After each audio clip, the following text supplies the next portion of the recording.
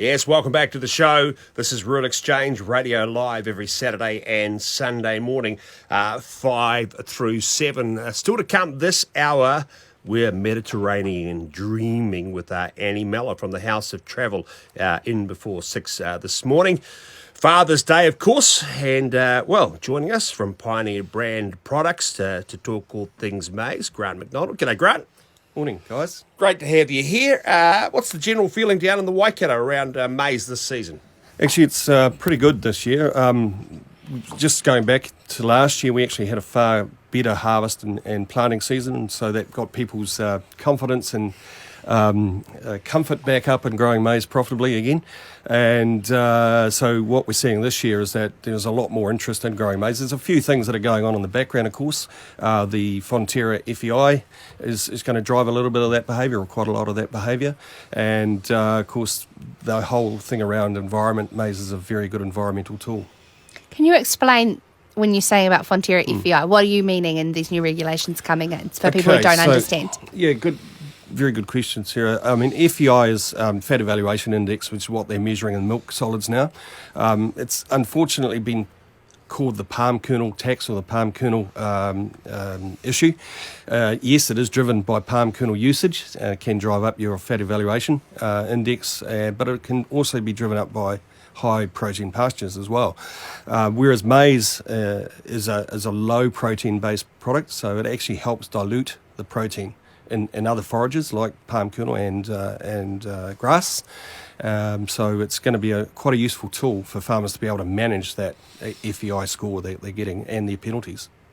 Fonterra aren't the only ones. Synlait just came out a month or so ago and mentioned they'll be giving a premium for farmers not using palm kernel. So it all branches out right across the country, the maize, doesn't it? Absolutely, Richard, and that's exactly where we see it fitting, is that maize, and we know it can be grown in those cooler climates now, which I think we're going to touch on shortly. It is a great product for being able to dilute, and it can be used safely, and it's easy to grow. Reading the notes here, down our way, maize under irrigation is always very important to get the, bit of moisture for the maize, but maize under film. Film? Yeah, film. I'm reading your notes. Oh, no, here, I just Sarah. couldn't hear what you said. So tell us about growing maize under film. Is this cutting-edge stuff? Should I be listening? Richard, certainly for both you and Sarah from those cooler climes, maize is not typically grown down that way for various reasons, mainly because people associate it as a warmer climate crop, and it does need heat, to be fair. So about 6 years ago, we invested in the Samco system. It's an Irish system developed by a guy called Sam Shine down there in Ireland, and he had to develop that system, otherwise they couldn't grow maize in Ireland in the cooler climates. And he's developed a total system that involves planting the seed, laying the film and putting the herbicide all on one pass. It's what we call a system approach. So what sort of gear do you need to be able to do that? Is it specialist contracting? It is, you're dead right. And as a business, we, as Pioneer, we've invested heavily in planting machinery because it is specialist to get the industry up and running. And so we own the machinery and we provide that machinery to contractors to use until such time as that we get some economies of scale and people can afford to buy themselves. So down south in Canterbury, Otago and Southland, there is machines like that available for contractors to start getting this underway? So for the South Island, for example, we've got a 6-row machine based in Canterbury, a 4-row machine based on the Taieri, and we also have a smaller 2-row machine that we use for observation and trial purposes. Tell us more about the film aspect. Yeah. What does it enhance? Okay. Look, and I'll just say that we call it film rather than plastic for the obvious reasons of the connotations around plastic these days. This product is not a petroleum-based product. It's a man-made starch. It's what we call an oxo-biodegradable film, so it degrades. By harvest time, 90% of it is dissolved into carbon, which is released back into the soil, so it's actually got a positive effect, not a negative effect, and the other 10% will degrade as it's brought up to light, because that's the area that's anchored into the soil to hold the film down. And as soon as you expose that to more light intensity, it breaks down very rapidly. So basically what you put it on when you're planting it? Yes. And the maize grows up through it? Absolutely. And what does that do to the plant? Does it keep the heat in the soil? And What it does, so we've got about 4 different types of film we use, and we're very simple folks, so we designate them by colours.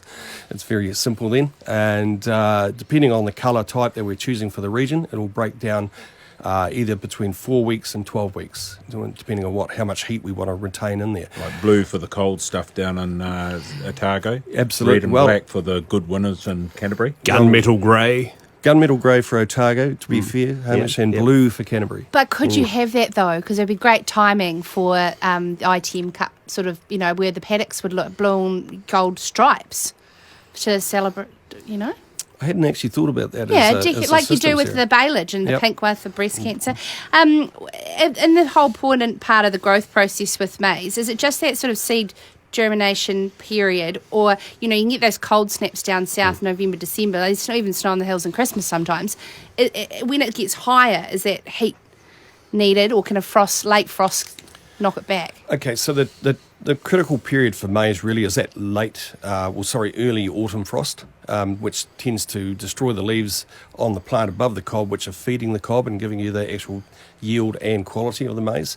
So with film, what we're trying to do is plant the appropriate hybrid under film that we can actually get it mature before those frosts start to occur. And then it's frost hardy after that. Absolutely. Well, it's usually harvested after that, so we Right. don't have that issue. So what sort of time frame? Sorry, I'm a total layman here in Okay. terms of when you're planting through to harvest. So it allows us, say, we'll talk Dunedin for a start. So on the Taieri, we're planting down there the end of October, and we're trying to get that maize off the field in about third week of March, which also allows us to get that winter grass back in. So we're looking at the total 12 months production on that field with both crops. Very interesting, very clever Irishman. Yeah, no, he's a very clever man, old Sam. Very Hollywood with the film and everything, isn't it? Just thinking about growing a bit of sweet corn actually on the deck at home. Do you think I'll do this with a nice, Pioneer sign? That'd suit St Heliers, wouldn't it, Lo? Would you put film over yours? Green and white film if it was sort of Manawatu, but it's too warm in the Manawatu, so we don't need green and white film. You wouldn't Might- need film. There would be no it's too need warm for in the film Manawatu. up, It's not like New north South of where, Islanders. would you say? Well, let's just not that sweet corn is a crop or a seed line that we actually sell ourselves, but sweet corn is very sensitive to soil temperature. So if you're planting sweet corn on cool soils, it probably won't germinate. So what film does is actually increases the soil temperature by 5 to 10 degrees compared to non-film. Put Just the a duvet on. Yeah. sideline question. There's been a real knockback in winter feed with, M. bovis down south and a real feed shortage.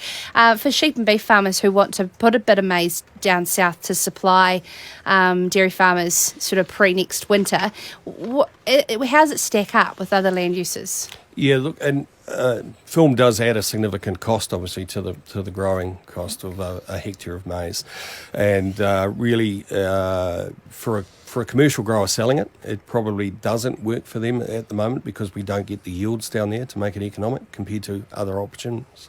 However, for maize on a dairy farm system where they're looking, as I say, at a maize crop for that summer dry period and then a grass crop for the winter, it's ideal. And then, of course, you're going to get that premium back, so it doesn't matter. That's right. Doesn't matter. There we go. Okay, Grant McDonald, Key Account Manager, Pioneer Brand Products. Thank you very much for joining us. Much appreciated as always. Nice welcome. Great to have you here. Next up on the show, we talked to Eric Roy, Chair of NZ Pork, on the inclusion of cured meats in the Consumers Need to Know bill. And we're going to do a bit of Mediterranean travel dreaming, or you might want to just go ahead and do it. House of Travel before 6. Radio Live Rural Exchange.